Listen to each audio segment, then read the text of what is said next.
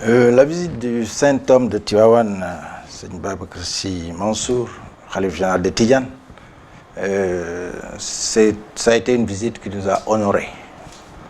Nous avons été très fiers de le recevoir dans nos locaux, dans les locaux du groupe Média du Sud. Et nous avons profité de l'occasion pour lui faire découvrir les panneaux de dédicaces qu'on a dans nos locaux pour rendre hommage à notre cher ami El Hadj Samba Gakou qui nous a quittés très récemment.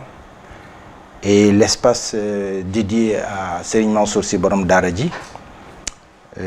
Donc il a dévoilé les panneaux, il les a inaugurés et il a formulé des prières pour le groupe Média du Sud.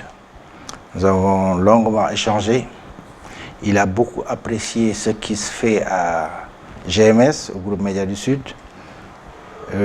Il a été surtout impressionné par le matériel que nous avons et surtout le nombre de jeunes, des filles comme garçons qui travaillent à GMS. Il m'a posé la question, nous sommes 10 ans, vous êtes combien ici? Je lui ai donné le nombre, le chiffre. Et ça, c'est une très bonne chose. Vous êtes en train de créer des emplois pour la région. Il m'a beaucoup encouragé là-dessus. Et du coup, je lui ai dit que nous, on était partis pour avoir une télé, même régionale. Et que finalement, on n'a que la licence pour la radio. Mais on est en train de faire avec. Je sais qu'en lui disant ça, c'est pas tombé dans l'oreille d'un sourd. Parce que, comme on dit en Wolof, Djunju doy na ci borom xel. Surtout quand c'est un homme de cette dimension que tu as en face de toi. C'est même pas la peine de rentrer dans les détails. Il suffit tout simplement d'aborder la question de manière très sommaire.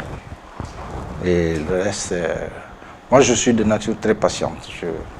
Je suis patient. Je sais que nous allons aboutir à des choses fantastiques dans cette région. Nous ferons des choses fantastiques. Ça a commencé déjà et ça va continuer. J'ai beaucoup d'espoir parce que les jeunes sont très motivés. Et cette motivation déjà, c'est vraiment une source d'espoir. Pour le reste, je n'ai pas d'inquiétude.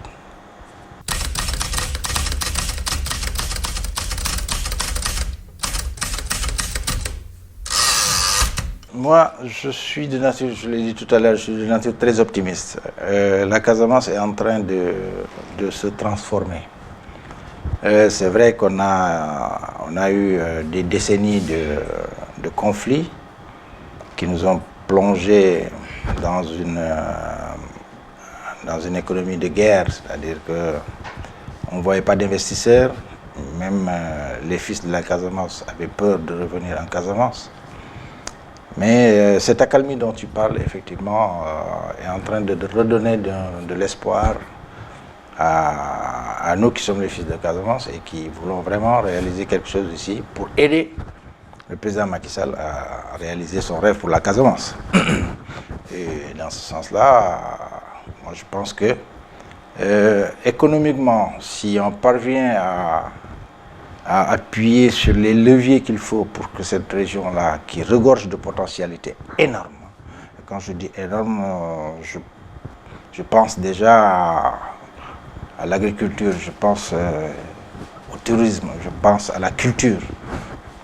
Tous ces éléments qui font qu'il suffit tout simplement de bien les gérer et de mener une bonne politique pour faire développer cette région-là. L'accalmie, moi je pense qu'on ne doit même plus parler d'accalmie, on doit parler de paix. Parce que de manière sporadique, il y a peut-être des événements, comme ça se passe partout ailleurs. Hein. Les braquages, on en connaît aussi à Saint-Louis. Hier seulement, il y a eu les braquages à Saint-Louis. Donc ça, c'est des faits de bandits, de banditisme. Donc il y en a partout au Sénégal. Mais je pense que même nos frères qui sont dans le Maquis sont conscients que vraiment, comme je dirais en Diola, yayaj, ça suffit.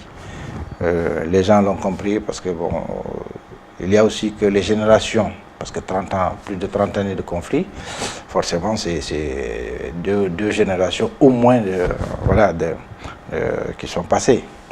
Donc la nouvelle génération, elle a envie de vivre ce que sont en train de vivre les jeunes qui sont dans les cités, d'avoir le smartphone, de pouvoir sortir, de pouvoir humer l'air, voilà. Mais toutes choses qui font que je pense que ceux qui sont en train de se mouvoir dans les processus de paix, parce qu'il y en a plusieurs, ils devraient prendre en compte tous ces éléments-là, aider les gens justement à sortir du maquis et à se réinsérer. Il y a plusieurs canevas qui ont été dessinés. Moi, je retiens tout simplement la fameuse déclaration de Salif Sadio, après que le président Macky Sall ait dit qu'il voulait l'autosuffisance du riz à l'horizon 2016, à l'époque. Salif avait fait une déclaration quasiment concomitante en disant qu'il avait interdit la culture du cannabis à ses hommes. Je pense qu'on aurait pu saisir la balle au rebond et proposer à la place du cannabis que les gens cultivent du riz.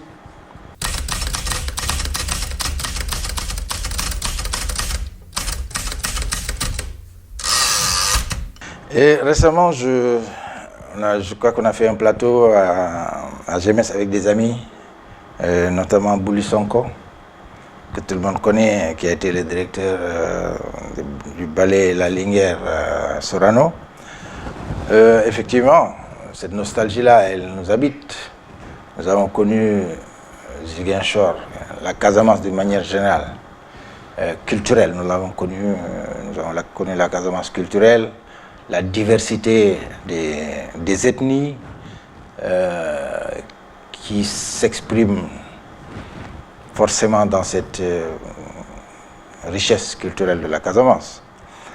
Nous avions organisé ici en 2013, je l'avais suggéré à Bouli Sonko et on avait réussi à le faire, à organiser une soirée culturelle en faisant venir de vrais artistes, de vrais joueurs de balafon, de bougueur, de kora et d'autres artistes que nous avions perdu de vue, qu'on pensait qu'ils étaient même décédés et qu'on est allé chercher jusqu'à Kolda, dans les recoins de Kolda, et qui sont venus à Ziguinchor replonger les gens dans le passé, comme qui dirait un regard sur le passé. Ça s'est très bien passé, ça s'est très bien produit, la production était merveilleuse. Alors, moi je dis, je vais paraphraser le président Senghor, la culture est au début et à la fin du développement. On ne peut pas la laisser de côté, on ne peut pas la négliger, on ne doit pas la négliger. Et justement, cette Casamance-là, sa richesse, sa force, c'est la culture, c'est la diversité des ethnies, etc. Donc, forcément, je suis très nostalgique de ce que nous avons connu très jeune ici en Casamance.